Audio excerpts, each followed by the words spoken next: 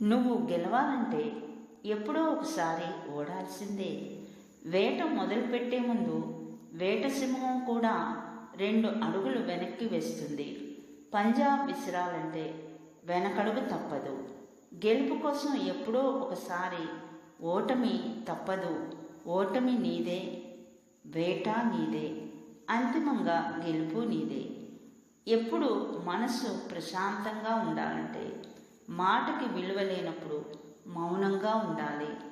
అసలు మనిషికే విలువ లేదని తెలిసినప్పుడు దూరంగా ఉండాలి.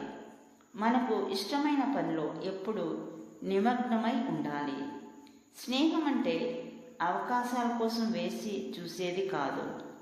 అవసరం తీరాక వదిలేసి వెళ్ళేది కాదు. ఊపిరి ఉన్నంత వరకు ప్రాణానికి ప్రాణంగా నిలిచేది నిజమైన స్నేహం.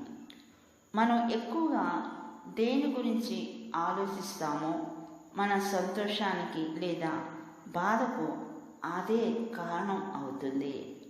100 మంది 100 రకాలుగా చెప్తారు. అవన్నీ పట్టించుకుని ప్రశాంతతను కోల్పోవద్దు. నీ అంతరాత్మ చెప్పింది చేయి.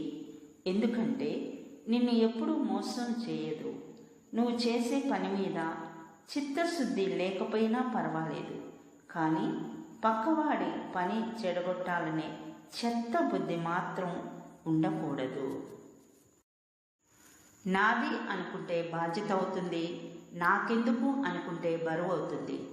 ఆత్మాభిమానం ఉన్నవారు ఆకలినైనా భరించగలరు ఏమో కానీ అవమానాన్ని మాత్రం భరించలేరు. ఎప్పుడు సంతోషంగా ఉండాలి అనే కోరిక కన్నా ఎప్పుడు సంతృప్తిగా ఉండాలనే కోరిక విలువైనది.